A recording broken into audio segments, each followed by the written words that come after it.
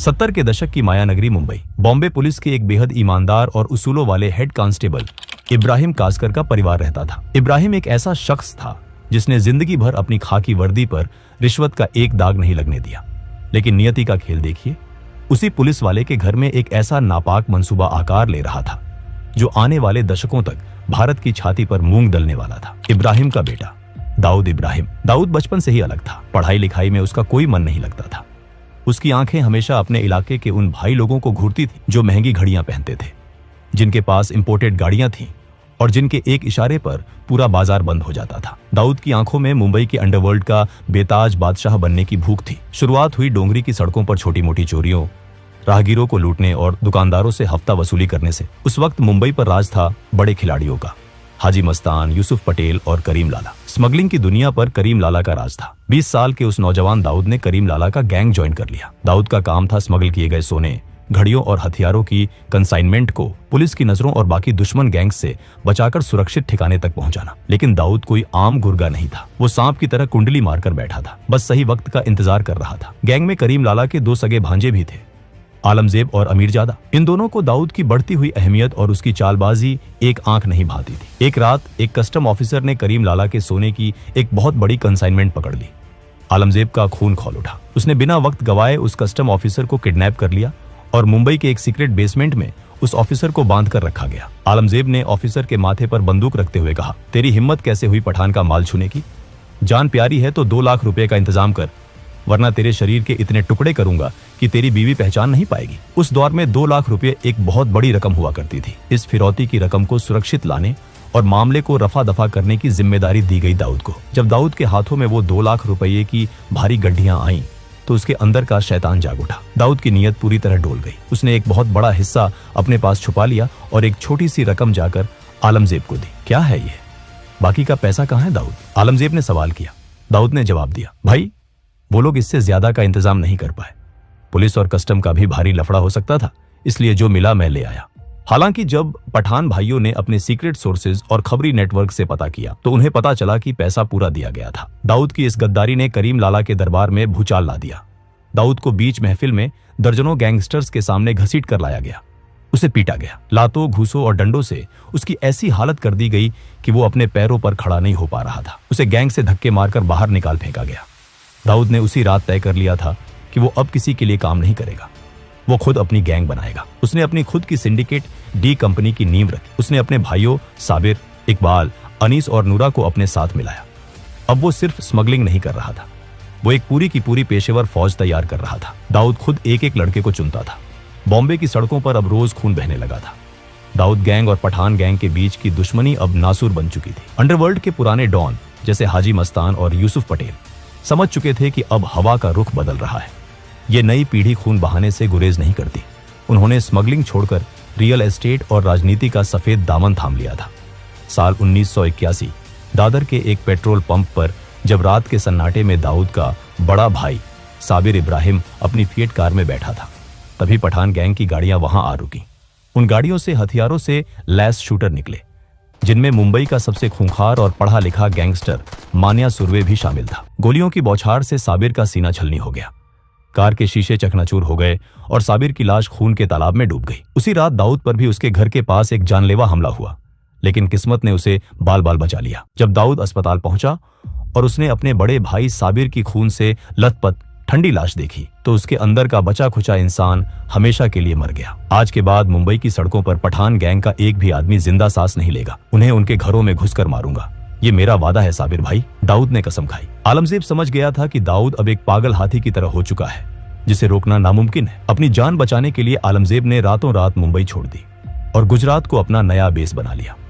गुजरात में पठान गैंग के पुराने और मजबूत कॉन्टेक्ट थे। वहां के भ्रष्ट पुलिस वालों और लोकल गुंडों से उनके गहरे रिश्ते थे। लेकिन दाऊद कहां रुकने वाला था। उसने अपने ऑपरेशंस का दायरा बढ़ाते हुए गुजरात में भी अपने पैर पसारने शुरू कर दिए। उसने गुजरात के मशहूर स्मगलर लल्लू जोगी से हाथ मिलाया। उसका सिर्फ एक मकसद था, आलमजेब को उसके ही गढ़ में घुसकर कुत्तों की मौत मारना। दाऊद ने अपनी कुटिल चालाकी से आलमजेब पर गुजरात पुलिस में एक झूठा केस दर्ज करवा दिया ताकि पुलिस उसे पकड़े और दाऊद अपने आदमियों के जरिए उसे जेल के अंदर ही खत्म कर दे। लेकिन यहां दाऊद का पासा उसी पर उल्टा पड़ गया। 1983 में गुजरात पुलिस ने एक सीक्रेट और सटीक सूचना के आधार पर छापेमारी की और दाऊद को लल्लू जोगी के साथ अवैध हथियारों के साथ रंगे हाथों पकड़ लिया। उसे कोफेपोसा कानून के तहत गिरफ्तार कर जेल में डाल दिया गया। ये खबर मिलते ही आलमजेब ने तुरंत दाऊद के गुर्गों पर ताबड़तोड़ हमले शुरू कर दिए। दाऊद के 2 सबसे खास आदमियों को बीच सड़क पर गोलियों से भून दिया गया। दाऊद को जेल की सलाखों के पीछे ये एहसास हो गया कि गुजरात में आलमजेब को मारना मुश्किल है। जैसे ही वो बेल पर छूटा, उसने तुरंत वापस मुंबई का रुख किया। अब दाऊद एक मौके की तलाश में था और वो मौका उसे मिला 6 सितंबर 1983 को। आलमजेब का भाई अमीरजादा को एक पुराने आपराधिक केस के सिलसिले में मुंबई के सेशन कोर्ट में पेश होना था। दाऊद जानता था कि ये काम कोई आम जाना पहचाना शूटर नहीं कर सकता, क्योंकि पुलिस हर चेहरे को जानती थी। इसके लिए उसने अंडरवर्ल्ड के उभरते सितारे बड़ा राजन की मदद ली। राजन ने एक दुबले पतले बेहद कम उम्र के लड़के डेविड परदेसी को चुना। डेविड दिखने में किसी कॉलेज जाने वाले सीधे साधे लड़के जैसा था। कोर्ट रूम खचाखच भरा हुआ था। भारी पुलिस बंदोबस्त था। जज अपनी कुर्सी पर बैठे थे और अमीरजादा कटघरे में खड़ा था।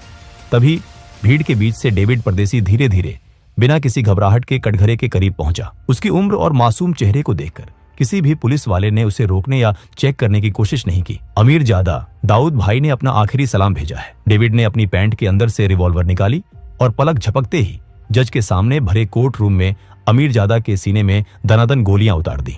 कोर्ट रूम में चीख पुकार और भगदड़ मच गई। अमीरजादा वहीं ढेर हो गया। पुलिस ने तुरंत झपटकर डेविड को पकड़ लिया, लेकिन दाऊद जो संदेश देना चाहता था वो पूरे भारत के अंडरवर्ल्ड और पुलिस महकमे तक पहुंच चुका था। दाऊद के ऊपर उस वक्त कई गंभीर आपराधिक मामले चल रहे थे। 1970 के एक रॉबरी केस में उसे 4 साल की जेल की सजा भी सुनाई जा चुकी थी, लेकिन वो बेखौफ बाहर घूम रहा था। 1984 में जब दाऊद के महंगे वकीलों ने एक नए केस में उसकी एंटीसिपेटरी बेल की अर्जी सेशन कोर्ट में लगाई, तो सरकारी वकील ने कोर्ट रूम में चीखते हुए कहा था, माय लॉर्ड, ये आदमी कोई आम मुजरिम नहीं है, ये एक खूंखार क्रिमिनल है। ये बेल पर बाहर है और बेल पर रहते हुए इसने खुलेआम 5 नए संगीन जुर्म किए हैं। इसकी जगह सिर्फ और सिर्फ कालकोठरी है। इसे किसी भी कीमत पर जमानत नहीं मिलनी चाहिए। लेकिन हमारे सिस्टम की दीमक इस कदर फैल चुकी थी और उस दौर में जेल नहीं बेल की नीति का ऐसा दुरुपयोग हो रहा था कि दाऊद को फिर से जमानत मिल गई। दाऊद अब पूरी तरह समझ चुका था कि इस सिस्टम को, इसके पुलिस वालों को और इसके वकीलों को कैसे खरीदा जा सकता है। उसने बड़े बिल्डरों, बिजनेसमैन और फिल्म प्रोड्यूसर्स को किडनैप कर भारी मात्रा में एक्सटॉर्शन शुरू कर दी।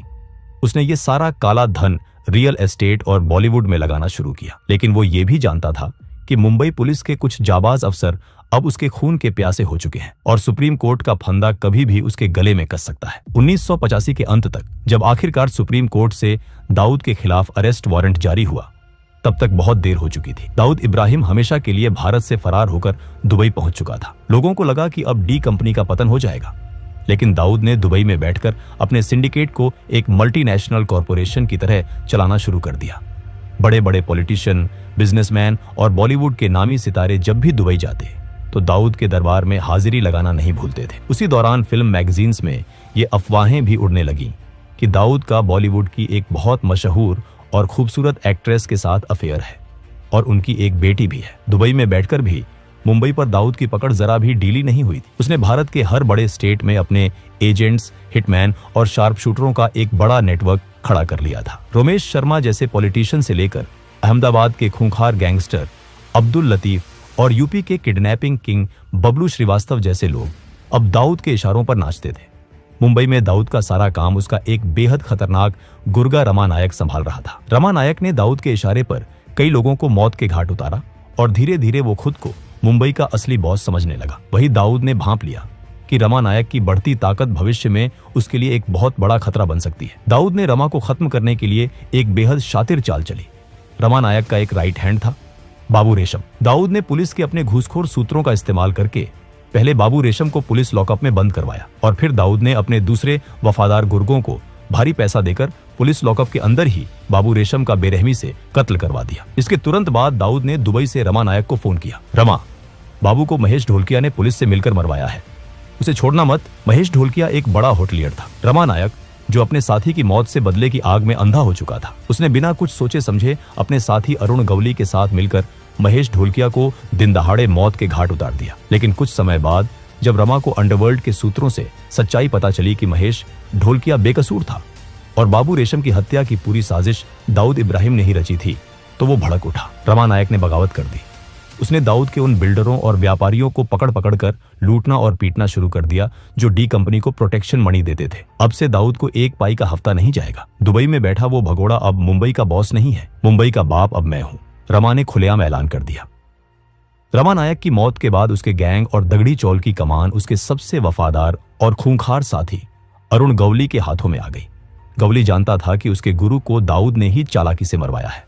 अब मुंबई की सड़कों पर डी कंपनी और गवली गैंग के बीच एक ऐसा खूनी खेल शुरू हुआ जिसने पूरे शहर को दहला कर रख दिया। गवली ने सबसे पहले दाऊद के मुंबई के ऑपरेशन संभालने वाले मैनेजर सतीश राजन को मरवा दिया।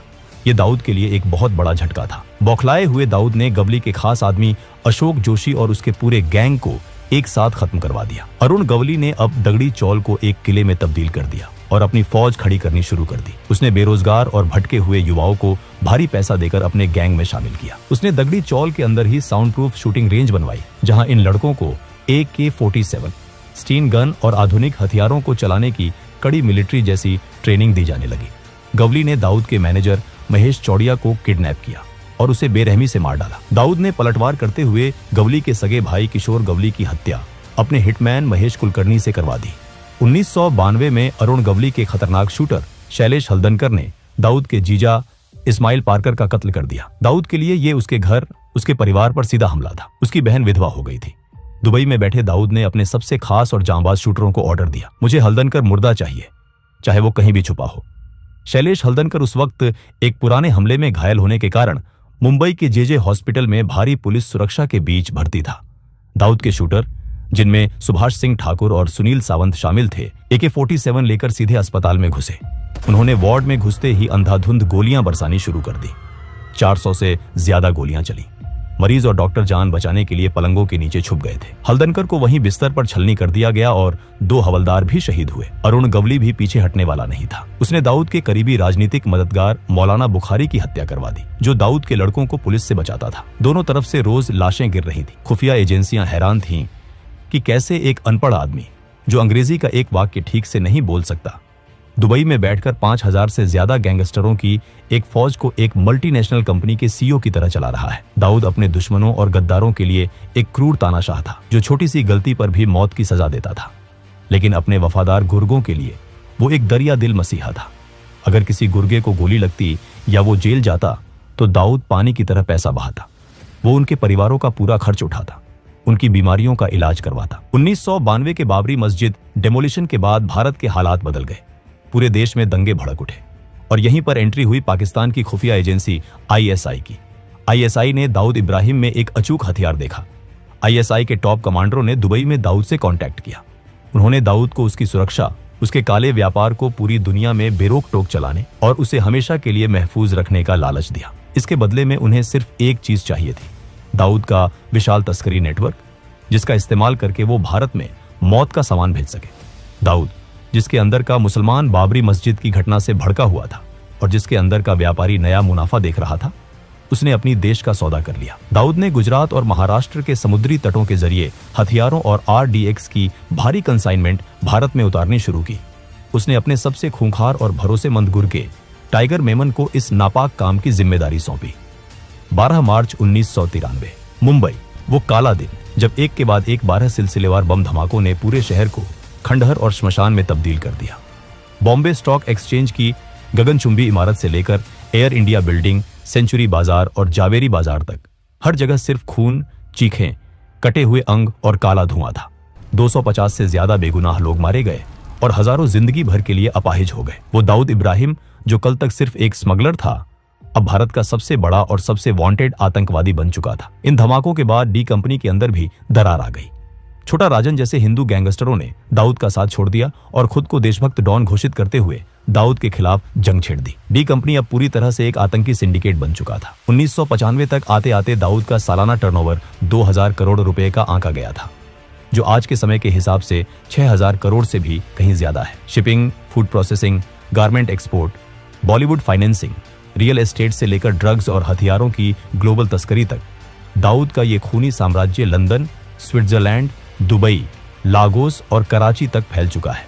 आज दाऊद इब्राहिम पाकिस्तान की सेना और ISI की कड़ी सुरक्षा में कराची के पॉश क्लिफ्टन इलाके में एक कायर की तरह छिपा बैठा है। उसे पाकिस्तानी मिलिट्री की बैकिंग हासिल है और वो बदले में उनकी डर्टी ऑपरेशंस की फंडिंग करता है। दोस्तों, ये थी दाऊद इब्राहिम की कहानी। अगर आपको ये वीडियो पसंद आई हो तो इस वीडियो को लाइक जरूर करें और ऐसे ही वीडियोस के लिए चैनल को सब्सक्राइब करना ना भूलें। मिलते हैं अगले वीडियो में, तब तक के लिए जय हिंद, जय भारत।